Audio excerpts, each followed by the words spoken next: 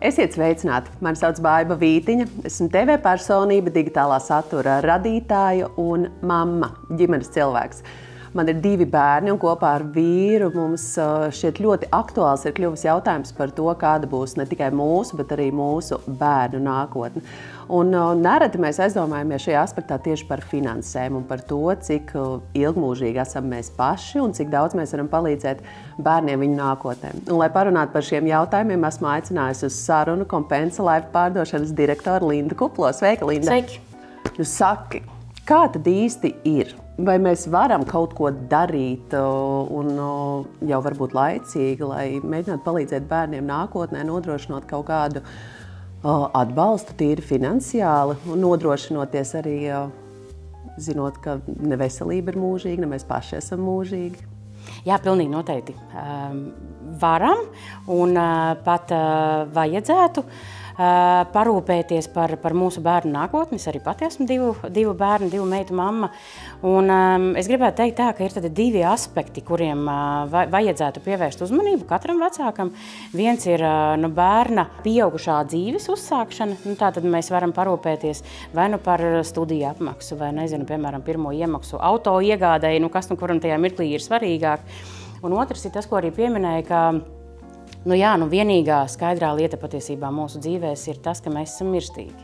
Šis ir tas otrs aspekts, ko mums varbūt tik ļoti negribās domāt, atzīt. Jā, bet tas arī ir, es domāju, tieši rūpējoties par mūsu ģimeni, par bērniem, par laulātajiem draugiem, ar mums, kas notiek. Tad mēs esam parūpējušies, lai ģimenei vismaz finansiālajā ziņā tas šoks ir mazāks. Ģimene var veltīt laiku sērot un finanšu joma ir nosegta. Un par to esam parūpējušies mēs paši. Un tas, ko mēs varam darīt, ir dzīvības uzkrājuša apdrošināšana. Es saprotu, ir tas maģiskais punkts, par ko ir vērts padomāt un aizdomāties. Viens no instrumentiem ir uzkrājušā dzīvības apdrošināšana, ko arī mēs piedāvājam. Un tas ir tāds iespēja uzkrāt līdzekļus ļoti individualizētam mērķim. Paši mēs izdomājam, kam tad mēs gribam krāt. Ir iespēja uzkrāt pakāpeniski līdzekļus, neieguldot uzreiz, varbūt tādas ļoti lielas naudas summas, lēnā garā, brīvā režīmā iemaksājot polisē un tāpat laikā arī tiešām padomājot par šo risku aspektu un tad arī apdrošinot dažādus riskus, tā skaitā dzīvības risks, nelaimes gadījumus mēs varam piedāvāt arī kritisko slimību apdrošināšanu. Tad vairākas riska jau pozīcijas, par kurām mēs varam pievienot šai uzkrājuma polisei, un mēs vienlaicīgi gan krājam, gan arī jau esam principā uz zināmām pašu izvēlētām summām, jau esam nodrošinājuši savu sirdsmieru, man gribās teikt, un pastarpināt arī savas ģimenes mieru. Mēs šeit pieminām bērnus, ka mēs varam rūpēties par bērnu nākotni, bet man radās jautājums, ja ir ģimene bez bērniem, arī tad var veikt šo uzkrājumu, kas tad aiziet attiecīgi laulātajam draugam? Protams, jā, labuma guvēju norādam paši, un šis uzkrājums nav tikai un vienīgi bērnu nākotnē. Arī pašiem varbūt kādreiz ir kāds mērķis, kurš saprotams, ka tas ir ilgtermiņa mērķis. Piemēram, arī jaunietim, viņš zina, ka viņš kādā laika posmā gribēs iegādāties mājokli. Pašam arī, varbūt, ka vecāki nav viņam sagādājuši to pirmo iemaksu mājoklim, un tad jaunietis arī pats sāk uzkrāt. Viens ir uzkrāt, un pie reizes viņš arī apdrošina sevi pret nelaimes gadījumiem, tām pašām kritiskajām slimībām. Tādā ziņā tas ir tiešām tāds, manuprāt, fantastiski iespēja krāt un reizē būt apdrošinātam. Un atgriežoties pie tās manas aktualitātes par tiem 2 bērniem, ja tiešām man gribās tiem bērniem nodrošināt vismaz to minimumu, lai viņi var studēt, lai gan es ceru, ka viņi tiks budžetā un būs gudri bērni, bet tāpatās, lai būtu tas starta kapitāls, kā es varu zināt, ar ko vispār sākt? Kas ir tās summas vai kas man ir jādara? Es ieteiktu sākt ar to saprast, ko tu vēlies. Kas ir tas varbūt starta kapitāls, ko tu vēlies sarūpēt saviem bērniem. Un tas būtu pirmais. Nu, piemēram, vai tev iespējams, ka tev ir prātā kāda summa, kuru rēķinot, piemēram, ka mums vidēji mācības varētu maksāt pašlaik, piemēram, 2,5 eiro gadā. Mēs parēķinām ar 4 gadiem, tātad tie ir 10 000, piemēram. Un tad jau vecāks ir padomājis, ka principā visa mācība maksa ir nosakta. Un tad bērnam varbūt arī nav tāds spiediens no mammas, ka tev ir obligāti jātiek budžetā, tajā izvēlētajā mācību iestādē, mācību virzienā. Tā kā tas ir tas, varbūt pastāsti vairāk par savu ģimeni, lai es varētu saprast, jo mums patiešām mūsu piedāvājumi ir individualizēti, un pastāsti varbūt vairāk par saviem bērniem, cik viņi ir veci un kas ir tas, ko tu gribi viņiem nodrošināt. Jā, 2 bērni. Vienam 7 gadi, puika ir uzsācis skolas gaitas, arī tas man ir jaunums, un meitai ir 3,5. Man ir jāatzīst, es esmu viens no tiem vecākiem, kas arī sākotnēji, kad man piedzima bērni, likās, es uzreiz jau sākšu atlikt to bērnu naudu un krāšu kontu atsevišķā. Un mēs esam šeit, 1. klase, vai es to esmu sākusi darīt? Protams, ka nē, visu laiku liekas kaut kas tur cits, kaut kas cits, tas atliekas un atliekas. Un ir pienācis tas brīdis, kad saprotu, ka tā skola ir klāta un tas laiks ir nepielūdzams, un arī tā augstskola pienāks. Un es pati esmu bijusi situācijā, kad es atceros, man ir vecāka māsa, un es paliku 3. svītras budžetā. Un mamma jau bija paņēmusi aizdevumu māsai, un viņa bija kā tas galvotājs. Un es saprotu, ka bāc, bet es nezinu, vai viņa man varēs būt kā galvotājs. Un es domāju, ko es tagad palikuši bez izglītības, un tas ir tāds mirklis, kurā es negribētu, lai nonāk mani bērni. Protams, es gribētu, lai viņi gūst zināšanas tur budžetā vai ar sportiskiem panākumiem spēj tur iekļūt kādā augstskolā, mācīties bez maksas, bet lai nav arī tas, ka iešu kaut kur var tikt bez maksas, bet ka viņi var darīt to, ko viņi grib, un mācīties. Un mēs varam būt tas atbalsts tam sākumam, vismaz tai augstākajai izglītībai, kas, manuprāt, ir ļoti nozīmīgi tomēr. Mums tagad būs iespēja patiesībā arī abām kopā, varbūt iespējami nedaudz paspēlēties ar skaitļiem, jo tā var teikt, zinot tavu bērnu vecumu un zinot tavu plānu, kas ir tas, ko tu vēlies viņiem sniegt, sasniedzot pilngadību, 18 gadus. Protams, ka lai parūpētos par dēla, šiem tevis tavu dāvanu 10 000 vērtībā dēlam sasniedzot. Jā, tur, protams, ka būs tā iemaksai jābūt nedaudz lielākai nekā meitiņai. Meitiņai varbūt nedaudz mierīgākā tempā, ja tā tad veikt iemaksas. Tas, ko es pastījos, tad mums dēlam, lai sasniegtu 10 000 eiro, krājot 11 gadus, jo dēlam jau ir 7 gadi. Jā. Un ieguldot aktīvajā stratēģijā, jo pašlaik laiks vēl ir ilgtermiņa finanšu uzkrājumu stratēģijai, tie varētu būt 70 eiro mēnesī. Uzkrājums, kas pats iemaksa. 70 eiro mēnesī iemaksa. Meitai savukārt, ir vēl 15 gadi. Laiks, ko tev veidot uzkrājumus, un tur patiesībā sanāk 50 eiro mēnesī. Ļoti solīda summa vispār. Kas ir, ko mēs arī mūsu produkta gadījumā ir iespēja tad veikt brīvās iemaksas, nesatraucoties, ja kādu mēnesi, piemēram, patiešām tie 50 eiro šķiet atņems ģimenei kaut ko būtisku, tad patiesībā brīvajā iemaksu grafikā ir iespējams veikt iemaksas. Loģiski apzināmies, ja mēs regulāri iemaksājam, tad mēs tomēr ejam uz lielāku iespēju, ka mēs to pie tās summas, ko mēs vēlamies, tiksim. Bet tādā ziņā, piemēram, atkal, ja darbā Ziemassvētku bonusus tiek izmaksāts arī, tad mēs atkal mierīgi varam iemaksāt kādu mēnesi nedaudz vairāk. Līdz ar to tad brīvais iemaksu grafiks pakāpeniski mierīgi uzkrājam. Protams, vēlams, jo ātrāk, jo labāk sākt. Jo te es vēlos pieskārties arī tai, ko es pieminēju, apdrošināšanas risku sadaļai, jo šeit es esmu iekļāvusi arī, ka tu pati esi apdrošināta, gan tava dzīvība ir apdrošināta. Par zināmu summu mēs varam pastīties, vai tas ir pietiekami, iespējams, ka tev šķiet, ka... Es varu pati savu dzīvību novērtēt augstāk. Kas ir tas, kas... Jā, klients izvēlās dzīvības apdrošinājumu summu, un to var pielāgot arī, piemēram, esošām kredītsaistībām. Kas būtu diezgan loģiski arī, piemēram, ja tu esi paņēmusi bankā hipotekāro kredītu, kas ir pieņemsim 100 000 eiro vērtība atlikums, tad diezgan loģiski būtu, ka arī dzīvības apdrošinājuma summa ir 100 000. Tādā ziņā ģimenē nepaliek sloks. Ja ar tevi kas notiek, tu esi parūpējusies, ka ģimene nav jādomā, kā tagad sekt ikmēneša kredīta maksājums. Tad tas ir brīvi izvēlētas iemaksas. Protams, ir kādi produktu noteikumi, bet principā klients pats izvēlās riska summas.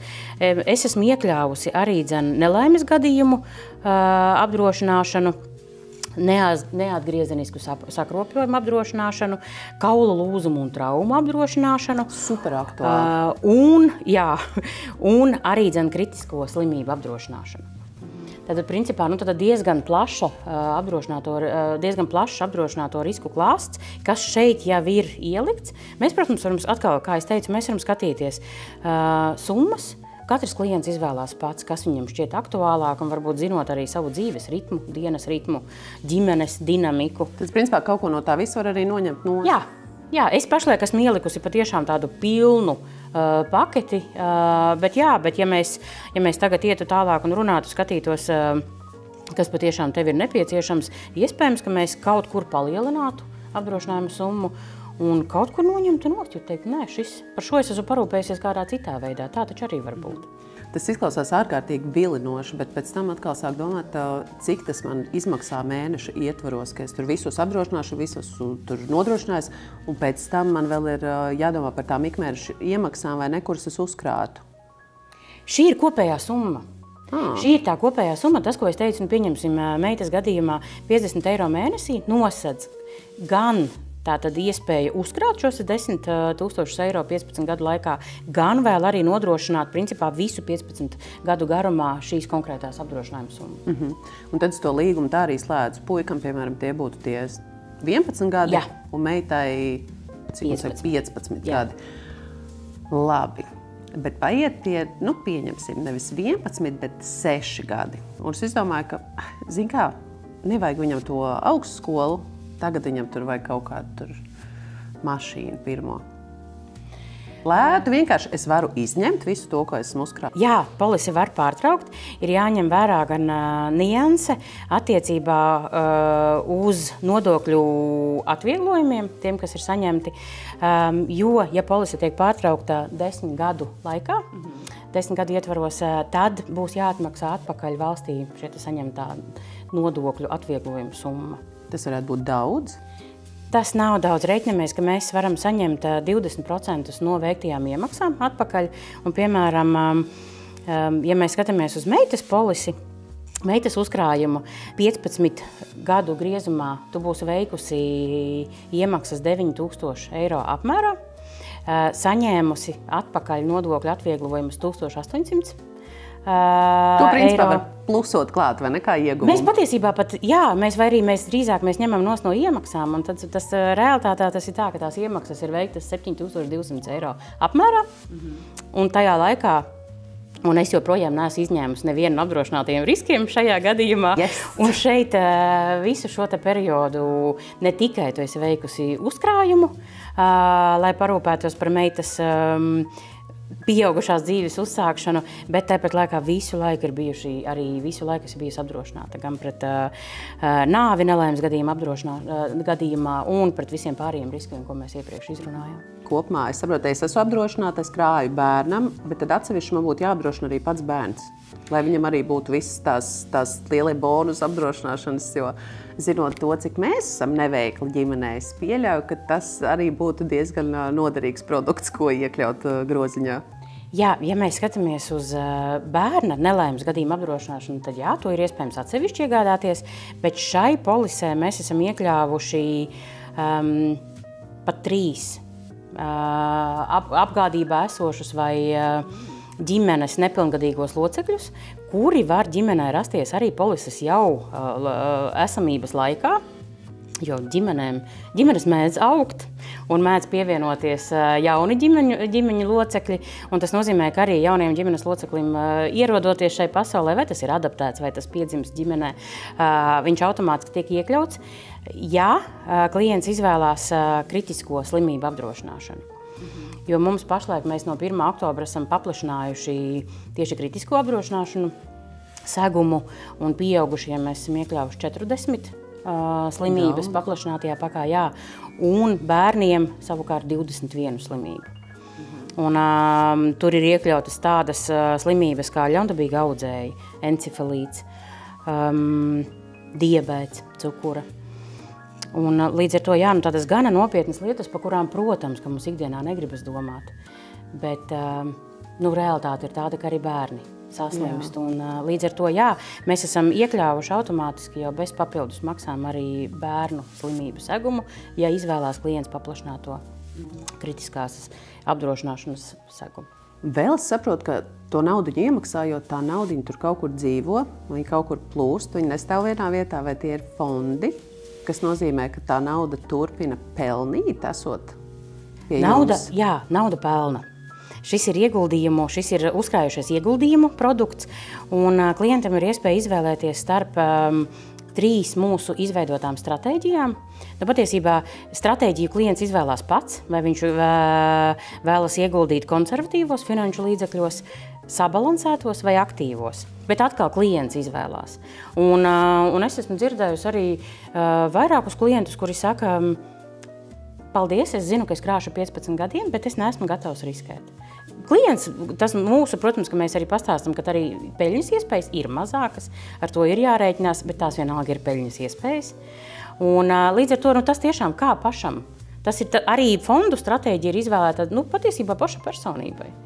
Ja ir tāda iekšēja sajūta, ka gribas riskēt un pat tad ir vērts. Jā. Bet tas risks ir gana, cik varētu nopelnīt vai zaudēt. Ir kaut kāda aptuvenie cipari, ap ko grozās tas risks? Ļoti dažādi, un, protams, arī tas ir ļoti atkarīgs no tā, kurā brīdī mēs paskatāmies uz situāciju finanšu tirgos. Bet, piemēram, mēs esam rēķinājuši, ka tā aktīvā stratēģija mums investīciju atdeve varētu, piemēram, būt 7%. Un tas nav, piekritīsiet, tas nav milzīgs risks, vai ne? Tā kā, un var jau izvēlēties arī finanšu instrumentus, kas ir riskantāki, kas dod lielākas vēl iespējas. Kādā brīdī pārslēgt to plānu? Var. Klientam ir iespēja pašam mainīt arī plānus, fondus. Tas vispār pirms mūsu tikšanās arī ievietoja sociālajos tīklos tādu jautājumu lociņu, kā citi cilvēki izvēlas arī un vai domā vispār par tādu lietu kā uzkrājuma veikšanu. Un es īstenībā biju patīkami pārsteigta, ka daudzi veido uzkrājumus. Tas nevienmēr ir varbūt augstākās izglītības nodrošināšanai bērniem, bet tie ir negaidīti izdevumi, tie ir kaut kādi plānoti ceļojumi, tie ir visdažādākās lietas. Vēl man liekas diezgan liels pluss, ir tiešām tas, ka es krāju tam bērnam un viņš tiešām tiek, piemēram, tajā pašā budžetā. Tas mans ilgtermiņa mērķis, tad tā naudiņa paliek, viņu var iztērēt citur. Protams, mēs jau to mērķi nosakat jūs paši. Tu tērē naudu. Mēs palīdzam uzkrāt, mēs dodam iespēju uzkrāt. Tā tērēšanas sadaļa, tā patīkamā sadaļa, kas ir, tā jau ir katra klienta izvēlē. Un ja patiešām, ja bērns ir ticis budžetā, tad kolosāli, tad viņam ir 10 000, kur atkal, vai tas ir, piemēram, viņš pats nogulda bankā, vai ne, un sāk krāt, kā savus līdzekļus, vai pats veidoja savu ilgtermiņa polisi, arī ņemot piemēru no vecākiem, vai ne, un krāja savai pirmajai iemaksai, piemēram, mājoklim. Vai, nezinu, iespēja apceļot pasauli pēc 10 gadiem, kas, 28 gadu vecumā būtu gana labs mērķis, vai ne? Jā, noteikti. Bet kādēļ ir varbūt arī šādas šaubas par to, vai tas atpelnīsies, kā tas atpelnīsies. Jo es pat arī gatavoties šai sarunai, protams, meklētājā ievada to dzīvības uzkrājušā apdrošināšanu. Protams, ir daudz un dažādi piedāvājumi, bet tajā pašā laikā izlec arī tāds nedariet to, tas nav vajadzīgs, tur jūs zaudēsiet tikai naudu un zaudēt naudu ir lielāka iespēja nekā kaut ko uzkrāt un iegūt. Es teiktu tā, ka ir ļoti, ļoti svarīgi, ko es arī pieminēju tieši par ilgtermiņa.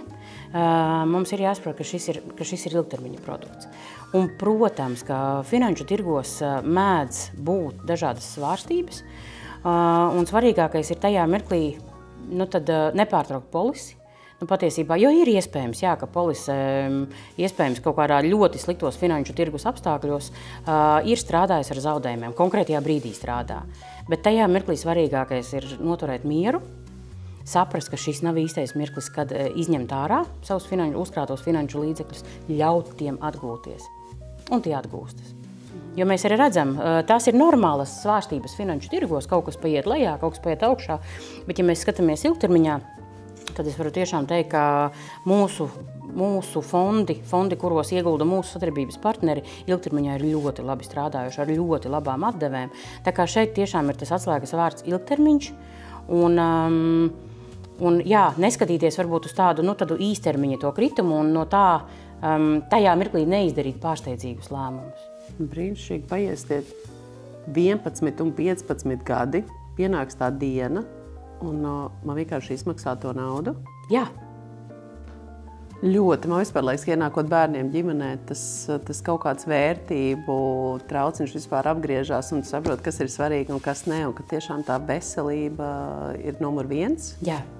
Otrs noteikti arī ir tas, ka var iedot tam bērnam to labāko, ko tu vari dot, un ja ir iespējams tam uzkrāt un kaut kā gatavoties jau preventīvi, tad kāpēc gan to nedarīt? Uzkrājumam, gatavoties tādā ziņā, ka mēs, bērnam paliks 18 gadi, vai viņš aizies pieaugušo dzīvē. Man liekas, ka katram tas tāds, es neteiktu pašapziņas jautājums, nē, katrs vecāks izvēlās, ko viņš dod savam bērnam, bet ja tas finanšu līdzekļi ir tas, kas man ir svarīgi, ko es gribu bērnam iedot, lai viņš nesāk, neiet kā sprīdītis pasaulē, vai ne, tad, manuprāt, tas ir tas labākais, ko var izdarīt. Un paralēli tajā mirklī vēl būt drošam, ka ir apdrošināti arī vairāki riski, kā es nosaucu, tiešām tās iespējas ir gana daudz.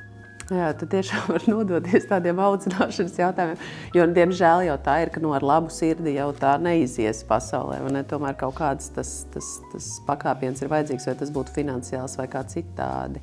Jā, paldies tev, Linda. Paldies, tu īstenībā arī manī šodien sēji tādu miera sajūtu un tiešām sajūtu, ka viss ir kārtībā. Es neko neesmu vēl nokavējusi. Pilnīgi noteikti ne. Un sākt mēs varam jebkurā brīdī. Un patiešām varbūt tā varētu būt tā pati bērnu nauda, kas ienāk ik mēnesi, kur varētu novirzīt tieši šajos uzkrājumos. Un piemest vēl. Piemest nedaudz vēl, jā, bet tas arī, manuprāt, ir tāds ļoti, un to gana daudzi klienti patiesībā tā arī dara. Vai ne? Neiztērē uzreiz to bērnu naudu, jā, kas varbūt viena mēneša ietvaros šķiet, ka nekas diži būtisks, bet ja mēs šādi nedaudz pieliekot arī no sevis, uzkrājam ilgtermiņā, tur jau var teikt, ka ir gana, tas iznākums ir gana labs. Es domāju, ka ja to vēl tā patur mazliet noslēpumā no bērniem, ka tāds uzkrājums tiek veikts, man vismaz tā šķiet, ka tas arī iedod to dzinulu, ka tomēr ir jācenšās, ka tev nav tā, ka māma un tētis jau samaksās par visu, bet ka tiešām pēc tam var pārsteigt arī to bērnu ar to, ka, zin kā, mēs esam par tevi parūpējušies, ka viss ir kārtībā. Un jā, es domāju, ka jums ir par vienu klientu vairāk, jo man tiešām pārliecināja, es ceru, ka arī mūsu skatītājs to es pārliecinājusi ar to, ka nekas nav nokavēts, vienmēr var sākt, arī mazumiņš ir kaut kas tuvāk mērķim un tuvāk drošai un mierpilnai nākotnē, ne tikai mums, bet arī mūsu bērniem. Tieši tā, paldies, un man ir patiešām fantastiska kolēģu komanda, tā kā aicinu visus sazināties gan ar mani, gan arī sazināties ar mūsu uzņēmumu Compensa Life. Un noteikti atradīsim jums piemērotāko konsultantu, kas varēs izveidot jums patiešām ļoti individualizētu un jums tieši piemērotu uzkrājumu plānu. Es arī aicināšu jūs ielūkoties Compensa Life mājaslapā, jo es tur iegāju un visu izpētīju, un īstenībā viss ir ļoti forši un skaidri un cilvēcīgā valodā saprotami paskaidrots, kas un kāpēc un kādi ir ieguvumi un kāpēc to darīt, un tiešām viss ir skaidri un gaiši saprotams. Cenšamies! Paldies jums par to, ko jūs darāt un par to mieru sajūtu, ko jūs dodat. Es ceru, mīļie, ka jūs arī esat padomājuši un jau tagad sēžat un skaitļojat, cik tad varētu būt jūsu ieguldījums un ko jūs varētu ieguldīt un uzkrāt savā uzkrājošajā dzīvības apdrošināšanā. Un dariet, jo nekad nav par vēlu, vai ne? Paldies tev!